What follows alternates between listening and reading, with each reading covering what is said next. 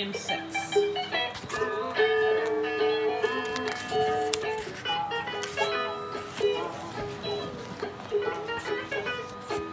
Now that you're 6, you can do a lot of fun things. You can go to school, you can play detective, you can learn how to ride a bike. In this book, you will meet lots of 6-year-olds just like you. There are Sparky and Eddie, who are starting the 1st grade. There's Nate, who's helping Rosamond to find her lost cat. There are Molly and Mary Beth, who are learning to bake.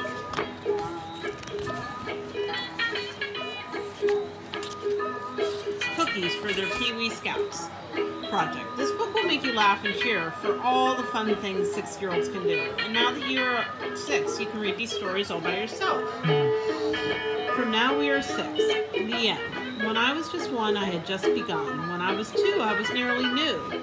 When I was 3, I was hardly me. When I was 4, I was not much more. When I was 5, I was just alive. But now I am 6, I am clever as clever. So I think I'll be 6 now, forever and ever. From Danny the Dinosaur by Sid Hoff. Danny loves dinosaurs. In fact, he wishes he had one. Then one day his wishes came true. One day Danny went to the museum. He wanted to see what was inside. He saw Indians, he saw bears, he saw Eskimos, he saw guns, he saw swords, and he saw dinosaurs. Danny loved dinosaurs. He wished he had one. I'm sorry they are not real, said Danny. It would be nice to play with a dinosaur. I think it would be nice to play with you, said a voice. Can you, said Danny. Yes, said the dinosaur. Oh, good, said Danny. What can we do? I can take you for a ride, said the dinosaur. He put his head down so Danny could get on him. Let's go, said Danny. A policeman stared at them. He had never seen a dinosaur stop for a red light. The dinosaur was so tall, Danny had to hold up the ropes for him. Look out, said Danny. Bow wow, said a dog. He thinks you are a car, said Danny. Go away, dog. We are not a car. I can make a noise like a car, said the dinosaur. Honk, honk, honk. What big rocks, said the dinosaur. They are not rocks, said Danny. They are buildings. I love to climb, said the dinosaur. Down, boy, said Danny. The dinosaur had to be very careful not to knock over houses or stores with his long tail. Some people were waiting for the bus, so they rode up on the dinosaur's tail instead.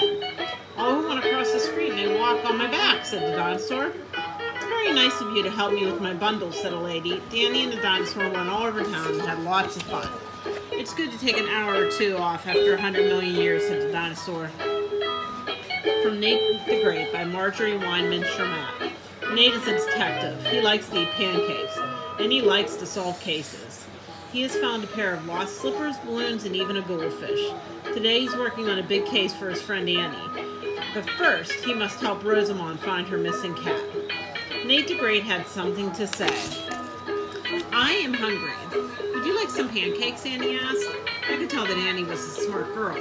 I hate to eat on the job, but I must keep up my strength. We sat in the kitchen. Cool pancakes are almost as good as hot pancakes. Now on with the case, I said. Next we will talk to your friend Rosamond. Annie and I walked to Rosamond's house. Rosamond had black hair and green eyes, and cat hair all over her. I am Nate the Great, I said. I'm a detective. A detective, said Rosamond. A real live detective? Touch me, I said. Prove you're a detective, said Rosamond. Find something. Find my lost cat. I am on the case, I said. I'm on a big case. My lost cat is big, Rosamond said. His name was Super Hex. I have 4 cats. They are all named Hex. I could tell that Rosamond was a strange girl. Here are my other cats, she said. Big Hex, Little Hex, and Plain Hex. The cats all had black hair and green eyes and long claws, very long claws. We went into Rosamond's house. I looked around. There were pictures everywhere. Pictures of cats. Sitting cats, standing cats, cats in color, black and white. We sat down. Little Hex jumped into Lanny's lap. Plain Hex jumped onto Rosamond's lap. Big Hex jumped onto my lap. I did not like Big Hex. Big Hex did not like me. Time to go, I said. We just got here, Annie said. She liked Little Hex. Time to go, I said again. I stood up. I tripped over something. It was long and black. It was a cat's tail. Meow! Super Hex, Rosamond cried. You found him. You are a detective. Of course, I said. He was under my chair, except for his tail. Annie and I left. It was a hard thing to do. I could smell pancakes in Rosamond's kitchen. From Sparky and Eddie, the First Day of School by Tony Johnson. Sparky and Eddie are best friends. They love to climb trees. They love to look at bugs. They're always together. Now it is time for school, but Sparky and Eddie are not in the same classroom. What will they do? Sparky and Eddie wanted to start school. They wanted to be in the same room too. Their parents took them to school one day to see who their teachers would be. The room lists were up. Sparky would have Mr. Lopez, Eddie would have Miss Bean.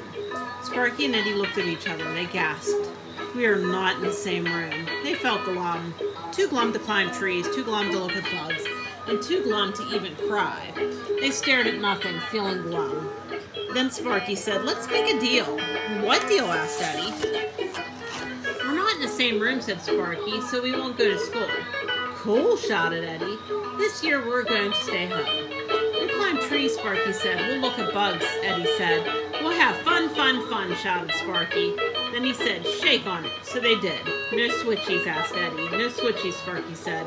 Eddie told his mother, "Sparky and I made a deal. We're not in the same room, so we won't go to school this year." "Oh dear," said his mother. "Your teacher will be sad," Sparky told his father. "Eddie and I made a deal. We're not in the same room, so we won't go to school this year." "Oh dear," said his father. "Your teacher will be sad." Eddie told Sparky, "If we don't go to school, our teachers will be sad." "They'll whimper," said Sparky. "They'll whine," Eddie said. "They'll blubber. They'll cry like rain." Sparky and Eddie felt so sad about that they almost cried like rain. "What else can we do?" Sparky asked. Eddie thought. He thought, and then Eddie said, "We'll give them a chance. If we like them, we'll stay home. If we don't, we'll go home," said Sparky. "We'll climb trees, we'll look at bugs, we'll have fun, fun, fun." "This is a switchy," said Eddie. "That's okay," said Sparky. "It's a nice switchy. It's a deal." "Deal," Eddie said, and they shook on it. Training Wheels by Catherine Castell. Elvin is learning how to ride a bike. Without training wheels, it is not easy. It is scary. What happens if Elvin crashes? On Monday, Elvin said, "Today is the day. No more training wheels." Elvin's little brother Spike clapped his hands. "Gurgle, gurgle," he said. Elvin climbed onto his bike. His dad took off the training wheels. "Ready to roll?" said Elvin's dad. He held onto the back of his bike. Elvin pushed off with his left foot, then his right. Elvin's dad ran alongside the bike. Then he said, "When you're going fast enough, I will let go." Elvin started to sweat. He imagined himself crashing. He imagined himself in the hospital wrapped up like a mummy. He could not speak. He had to eat through a straw. Elvin stopped pedaling. "What is wrong?" Elvin's dad asked. "My knees are weak," said Elvin. "I think I'm coming down with a weak knee flu." "Okay," said Elvin's dad. "But remember, son, nobody likes a quitter." On Tuesday, Elvin said, "Today is the day. No more training wheels." Elvin's brother Spike clapped his hands. "Gurgle, gurgle," he said. Elvin climbed onto his bike. His dad held onto the back. "Ready to roll?" said Elvin's dad. Elvin pushed off with his left foot, then his right. "This time I will not tell you when I will let go," said Elvin's dad. Elvin started to sweat. He imagined himself flying over the handlebars. He imagined himself stuck in a tree. Even the fire department could not get him down. Elvin stopped pedaling. "What is wrong?" asked Elvin's dad. "I just saw a UFO," said Elvin. "It's headed for our house." "Okay," said Elvin's dad. "But remember, son, nobody likes a quitter." On Wednesday, Elvin's mom said, "Elvin, can you watch Spike for a minute?" "Okay," said Elvin. He was outside shining his bike. It was a tough job. He did not see Spike crawl down the driveway. He did not see Spike head for the street. Just then, Elvin looked up. A truck was coming down the block. Spike was in trouble. Elvin jumped on his bike. He forgot all about the training wheels. He raced down the street and grabbed Spike. Safe. At dinner, Elvin said, "I did it. I rode my bike without training wheels." "Great," said Elvin's parents. "And I saved Spike from getting crushed by a Mack truck," Elvin added. Elvin's mom frowned. "Remember, son," Elvin said. Elvin's dad said, "Nobody likes a liar." From Pee Wee Scouts, Cookies and Crutches by Judy Dalton. Molly and Mary Beth love being Pee Wee Scouts. They sing songs, they play games, and sometimes they make stuff. One day the Scouts make cookies. Molly and Beth work together, but baking cookies can turn into a yucky mess if you don't follow the recipe. "We need something brown," said Mary Beth, opening the refrigerator. She reached for a bottle of root beer. It was brown. "Let's put some of this in," she said. Molly looked doubtful. It was brown, though, and the cookie dough didn't look too white. She poured some of the root beer into the batter. Fizz. Little bubbles were all over. Molly stirred it. "It's too runny now," she said. "We need something to make it thick." Mary Beth looked in the cupboard. She reached for the package of something that had brown pictures on the top. "What does it say?" she asked. "Gravy mix," said Molly. "That's good. My mom used that to make gravy thick when it's too runny, so it would make this thick, too."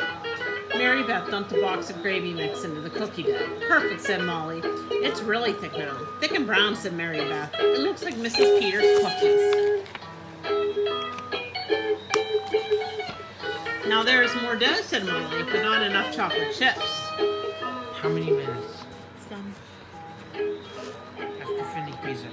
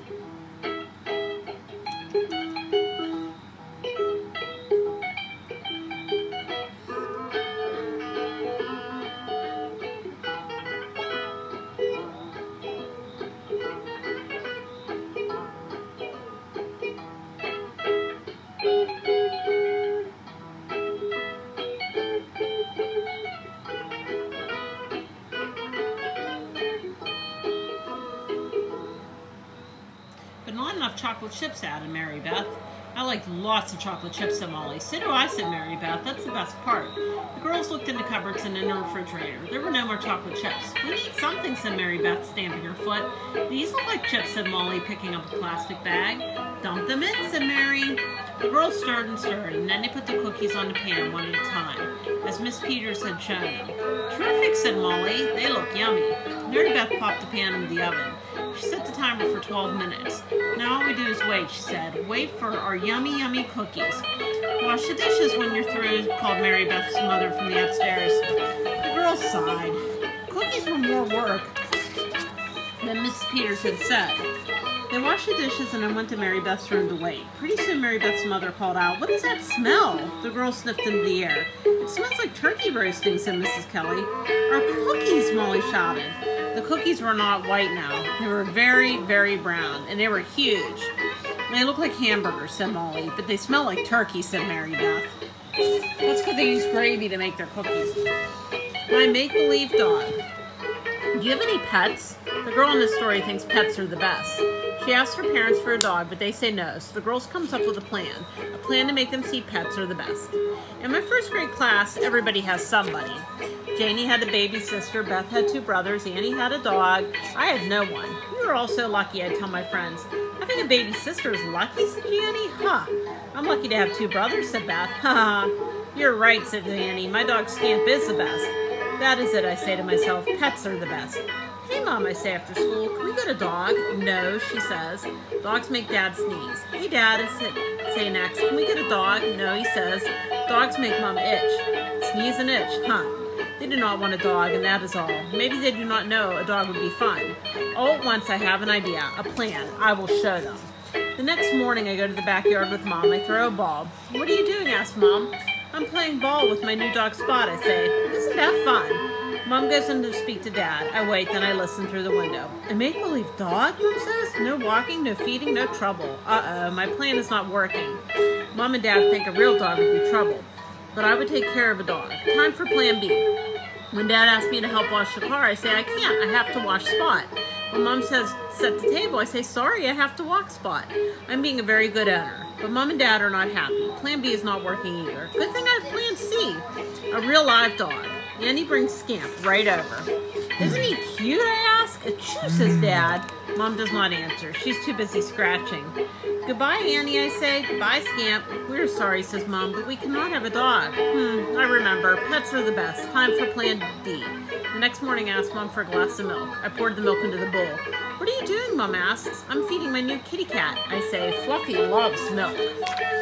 Liar, liar, pants on fire. Alex is a new kid in the first grade. He wants to make friends. He tells everyone he has a pony. He says he has a rocket car that goes 2,000 miles an hour, but the other kids know Alex is lying. Now no one wants to be friends with Alex until the day of the class Christmas party. First grade was going to have a tree that they decorated themselves. Their teacher told them they were supposed to use only things that would be thrown away, such as plastic bottles, egg cartons, cotton, and paper towel tubes.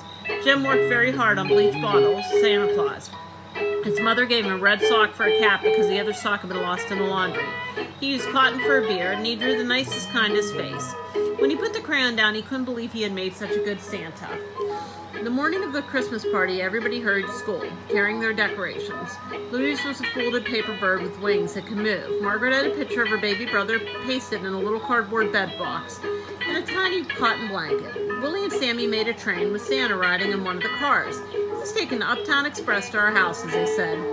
Jim's Santa's cap was lost. When we went to look for it, Alex had found it. Here, he said, it was outside. Oh boy, thanks, said Jim. Everybody was laughing and running around. The teacher said, line up, please. We'll take turns putting our decorations on the tree. Alex, didn't you make anything? Alex looked at the floor. I didn't know how, he said. Suddenly, Jim felt sorry for Alex. He got out of line and put his bleach bottle at Santa in Alex's hand. Here, you can put it on the tree, he said. Anna Marie said very loudly, you're just wasting your nice Santa Claus on that boy. But the teacher smiled at Jim. At the Christmas party, Alex was the fastest relay runner. He won for Anna Marie's team. George said, Alex can run faster than a pony. After the party, Alex said to Jim, I don't really have a pony. That's all right, said Jim.